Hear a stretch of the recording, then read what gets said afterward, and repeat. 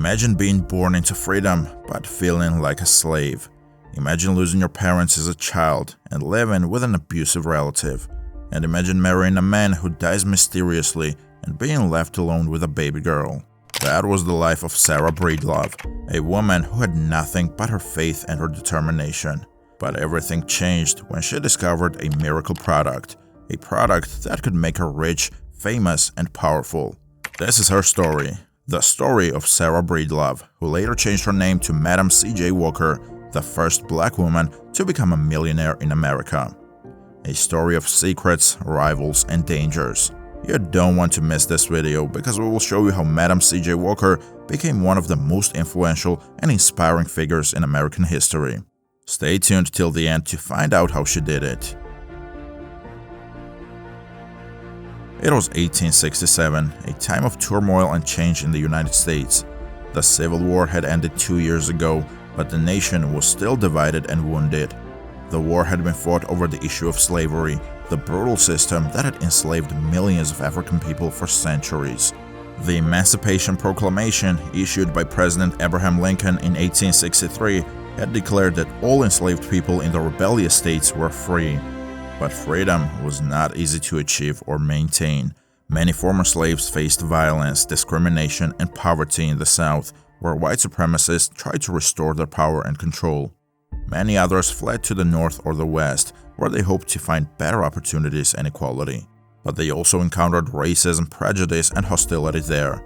It was a hard and uncertain time for African Americans, who had to fight for their rights and dignity in a hostile society.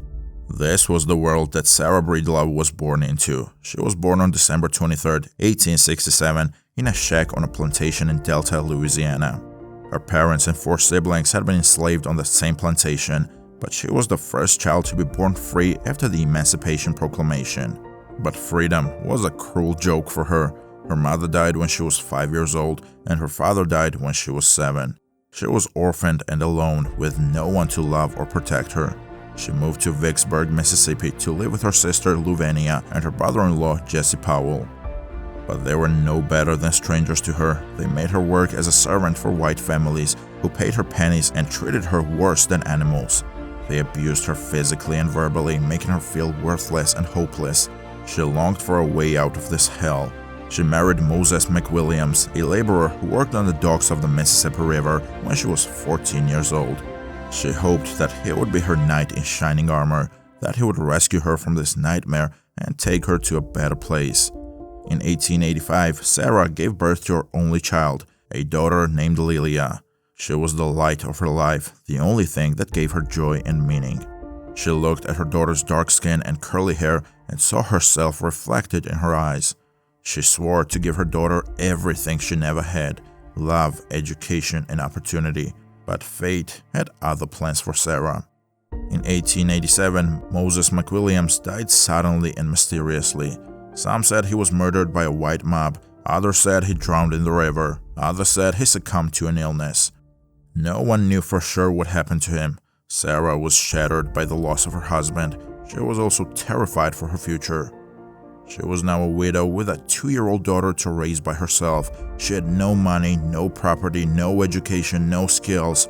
She had nothing but her faith in God and her will to live. She decided to leave Vicksburg and moved north to St. Louis, Missouri, where 3 of her brothers lived. They had left the South as part of the Great Migration of African Americans who sought better opportunities in the industrial cities of the North and West. Sarah hoped that St. Louis would offer her more chances than Vicksburg had. She found work as a laundress again, earning barely more than $1 a day. She worked long hours in harsh conditions, washing clothes by hand in boiling water and harsh chemicals. She managed to save enough money to send Lilia to school at Knoxville College in Tennessee, one of the few institutions that offered high education for black women at the time. Sarah also joined St. Paul African Methodist Episcopal Church, where she met other black people who shared her faith and her aspirations. She became involved in activities with the National Association of Colored Women, an organization that promoted education, civil rights, and social welfare for black women. Sarah began to learn more about herself and her heritage. She discovered that she had ancestors who came from Africa as slaves, and that they had endured unimaginable horrors and injustices for centuries. She also learned that she had ancestors who fought for their freedom and dignity, who resisted slavery and racism in various ways, by running away, by rebelling, by suing, by educating, by creating.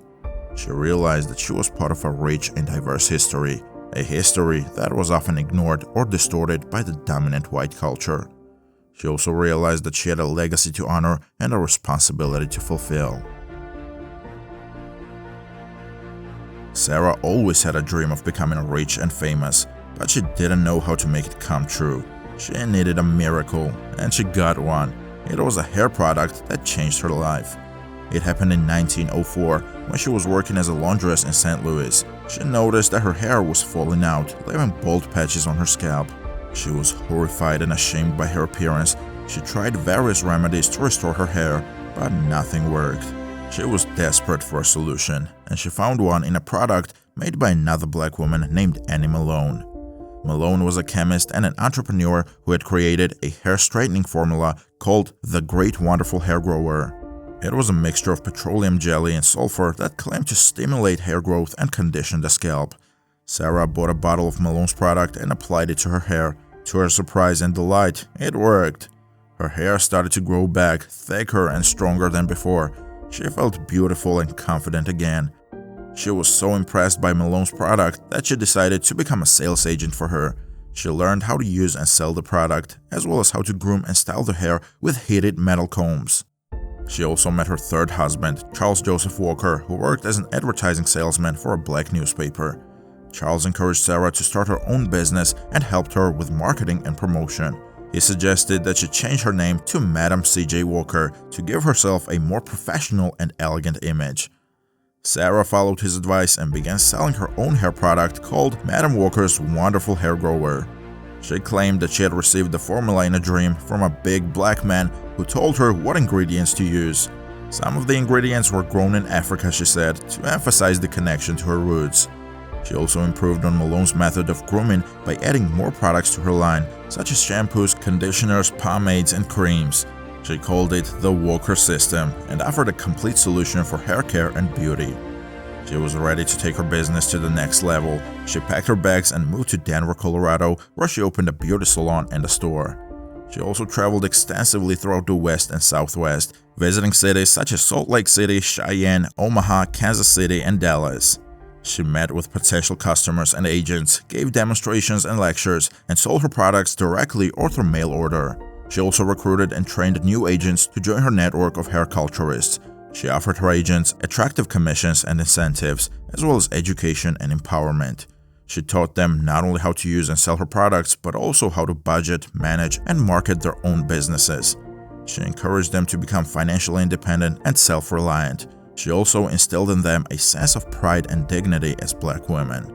She told them that they were beautiful and worthy of respect, regardless of their skin color and hair texture. She told them that they had a history and a culture that they should celebrate and honor. Sarah also inspired them with her own example of success and generosity. She showed them that she was not only a millionaire, but also a philanthropist and an activist.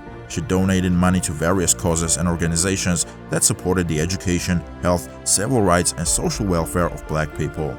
She also spoke out against racism, violence, and injustice that plagued the black community. Sarah had discovered a miracle product that changed her life, and she was determined to share it with the world. But she was not alone in her quest. She had a rival who wanted to stop her at any cost, and she was her former boss and mentor, Annie Malone. Malone was not happy that Sarah had left her company and started her own. She accused Sarah of stealing her formula and her customers. She also claimed that she was the first black woman to become a millionaire, not Sarah. Malone lowered her prices and increased her commissions. She expanded her product line and improved her quality. She opened more beauty schools and salons across the country. Malone also tried to outshine Sarah in the public eye. She advertised more aggressively and extensively in the media. She donated more money to various causes and charities. She also criticized Sarah's products as inferior and harmful and mocked Sarah's name as pretentious and fake. Sarah fought back with courage and determination. She defended herself in court and won most of the cases. Sarah retained her loyal agents and customers by offering them more support and service. She raised her prices and reduced her commissions, but increased her quality and value. Sarah outperformed Malone in the marketplace. She sold more products and made more profits. She trained more agents and opened more schools. She also reached more customers and expanded to new markets, such as Latin America and the Caribbean. Sarah overshadowed Malone in the social arena. She advertised more creatively and effectively in the media. She hosted more events and organizations in the Black community. Sarah enhanced her reputation and credibility. She improved her products with research and development. She changed her name to Madam C.J. Walker after divorcing Charles Walker in 1912 to assert her independence and identity. She expressed her views on political, economic, and social issues affecting the Black community.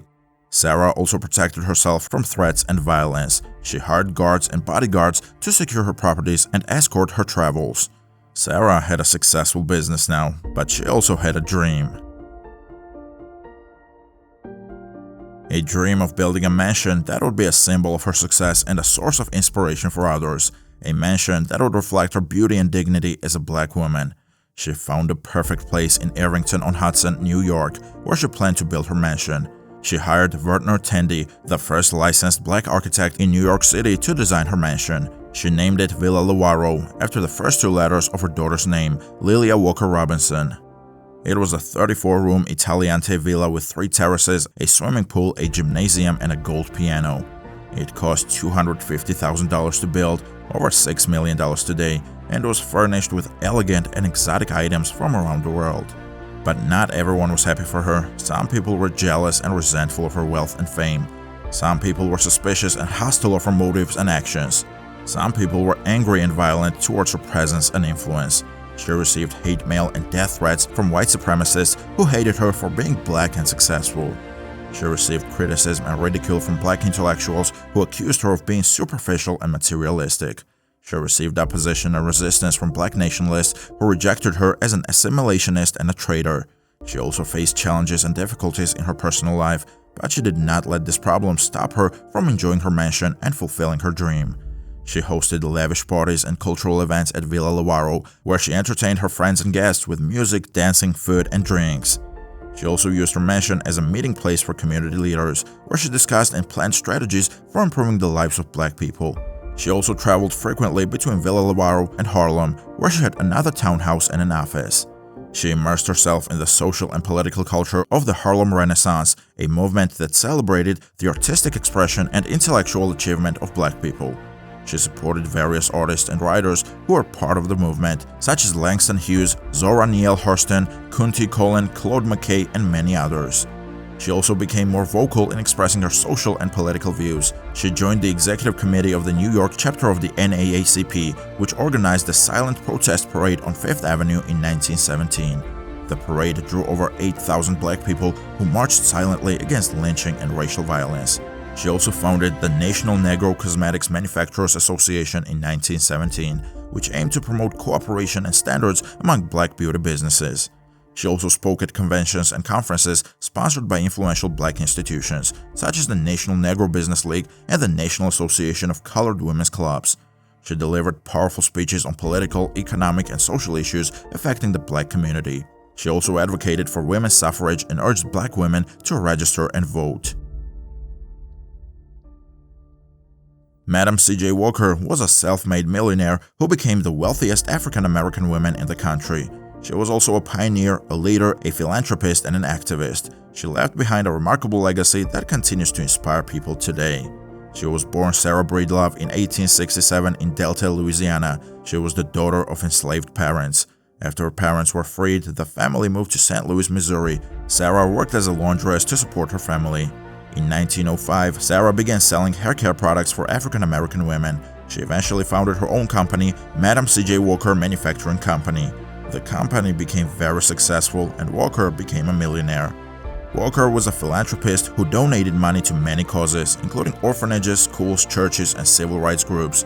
She also donated money to NAACP's anti-lynching fund. Walker died on May 25, 1919 from kidney failure and complications of hypertension at the age of 51. She left behind a remarkable legacy that continues to inspire people today. Her story is one of determination, hard work, and success.